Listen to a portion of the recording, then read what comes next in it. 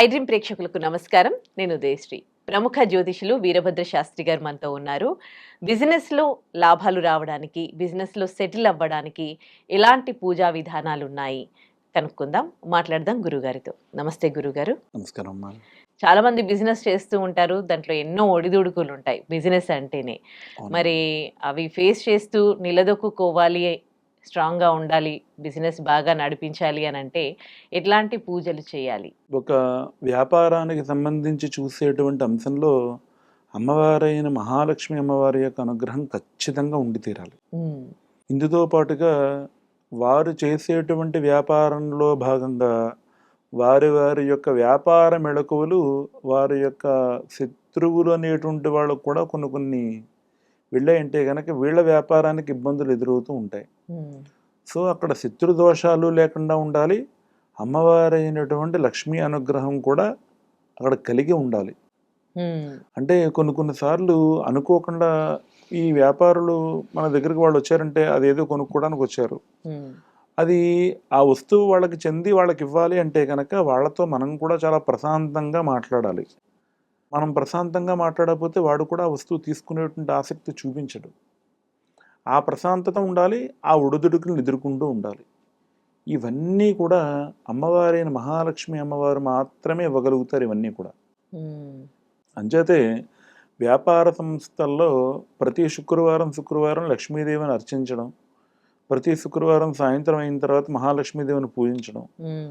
వాళ్ళు ఆ యొక్క వ్యాపారంలో భాగంగా వచ్చేటువంటి రూపాయిని వాళ్ళు దాచుకునేటువంటి పెట్టెలో చక్కగా నిమ్మకాయ వేసి హారతిచ్చి ఆ యొక్క శ్రీ సూక్తం అంతటిని కూడా పారాయణ చేస్తూ, హ్మ్. కనకదార స్తోత్రం అంతటిని కూడా పారాయణ చేస్తూ, హ్మ్. ఆ యొక్క వ్యాపారం చేసేటువంటి చోటంతా కూడా సాంబ్రాణి ధూపం వేసి, హ్మ్.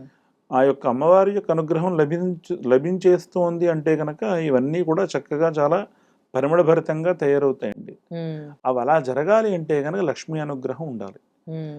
లక్ష్మీ అనుగ్రహంతో కూడుకున్నటువంటి ప్రవర్తన వీళ్ళల్లో ఉండాలి హ్మ్. వ్యాపారం చేసే వాళ్ళల్లో. హ్మ్. అది ఇవ్వాలి అంటే కనుక చక్కగా మహాలక్ష్మి అమ్మవారు ఇస్తారు.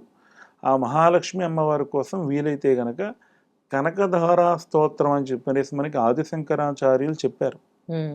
కాలటి శంకరులు. హ్మ్. అమ్మవారైనటువంటి లక్ష్మీ కటాక్షం లేనప్పుడు వాళ్ళు చాలా బ్రాహ్మణి, పేద బ్రాహ్మణి. హ్మ్. అంటే కనీసం గిద్దెడు బియ్యం కూడా ఒక బ్రాహ్మడొస్తే దానం చేయడానికి లేదు ఆవిడ దగ్గర. హ్మ్. అంతటి చాలా ఇంకా కటిక పేదరాలన్నమాట ఇంక ఆవిడ. హ్మ్. అటువంటి పరిస్థితుల్లో ఉన్నటువంటి ఆవిడ దగ్గరికి భవతీ భిక్షాందేహి అని చెప్పనేసి ఆదిశంకరాచార్యులు వెడితే, ఆవిడ నా దగ్గర ఏం లేవని చెప్పనేసి ఒక ఎండిపోయిన ఉసిరికాయ ఆయన యొక్క భిక్ష పాత్రలో వేసింది. హ్మ్. వేస్తే, ఏంటమ్మా ఇది అంటే గనక, ఇంకా ఎప్పుడో 10 రోజుల క్రితం తీసుకొచ్చినటువంటి ఆ యొక్క ఉసిరికాయ తప్ప నా దగ్గర ఇంకేం లేదు స్వామి అని చెప్పి ఆవిడ బాధపడితే, ఆయన కనకధార స్తవం చేశారు. హ్మ్. బంగారు ఉసిరికలు కురిపించింది అమ్మవారు. హ్మ్. ఒక్క ఉసిరికాయను కూడా ఆదిశంకరాచార్యులు తీసుకోలేదు. హ్మ్. అన్నీ ఆవిడకే వదిలేసి ఆయన వచ్చేసారు. అందుకే జగద్గురువులయ్యారు. హ్మ్.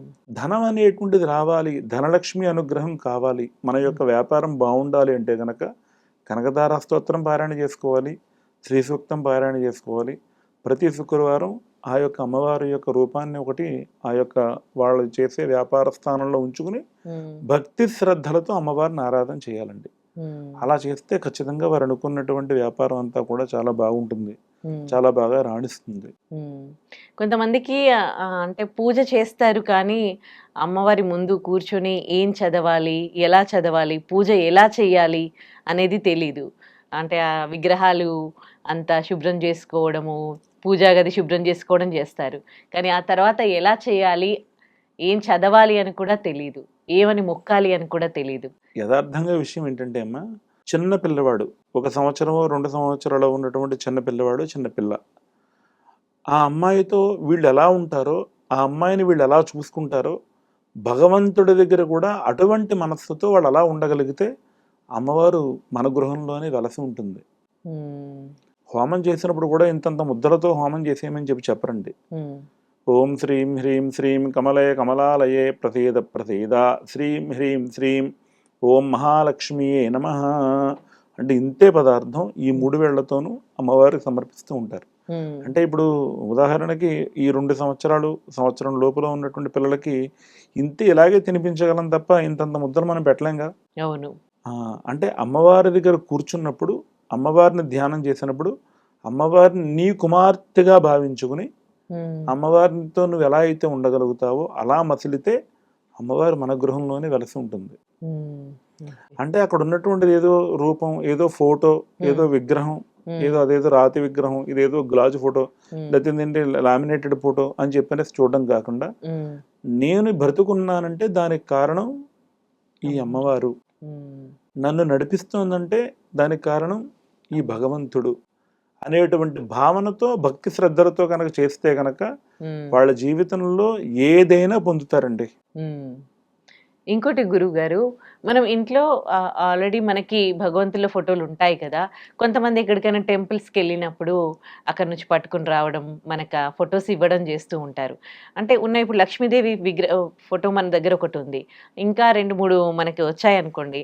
అప్పుడు ఏం చేయాలి? అవి అలా వచ్చినప్పుడు ఎక్కడైనా ఉపయోగపడేటువంటి చోట పెడితే నలుగురు పూజ చేసుకోవడానికి అనుగుణంగా వాటిని ఉంచడం మంచిదండి.